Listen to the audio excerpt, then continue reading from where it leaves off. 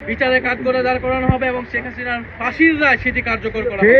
আপনারা জানেন গতকালকে ট্রাইব্যুনালের একটি বিচারের রায় এসেছে, কিন্তু দুঃখজনকভাবে সেই রায় বাংলাদেশের জনগণকে সন্তুষ্ট করতে পারেনি।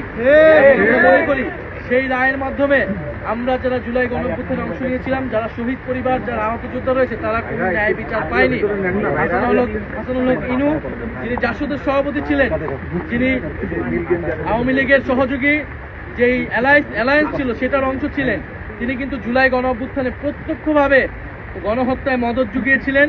গণহত্যার যে সিদ্ধান্ত ছিল, শেখ হাসিনা যিনি প্রধান সিদ্ধান্তকারী ছিলেন, তাকে সর্বাত্মকভাবে সহযোগিতা করেছেন।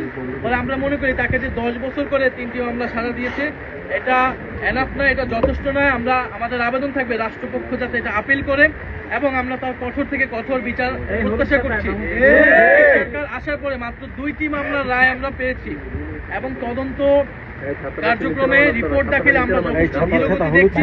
বলে আমরা আশা করব যে সরকার এবং ট্রাইব্যুনাল দ্রুত সময়ের মধ্যেই বিচার নিষ্পন্ন করবে এবং অলরেডি শেখ হাসিনার মামলার রায় হয়ে রয়েছে। আমরা আশা করব যে শেখ হাসিনাকে সহ জুলাই গণহত্যাকারী এবং ওসমান হাদির হত্যাকারী যারা ভারতে পালিয়ে রয়েছে, তাদেরকে দেশে এনে বিচারে কাঠগড়ায় দাঁড় করানো হবে এবং শেখ হাসিনার ফাঁসির রায় সেটি কার্যকর করা হবে।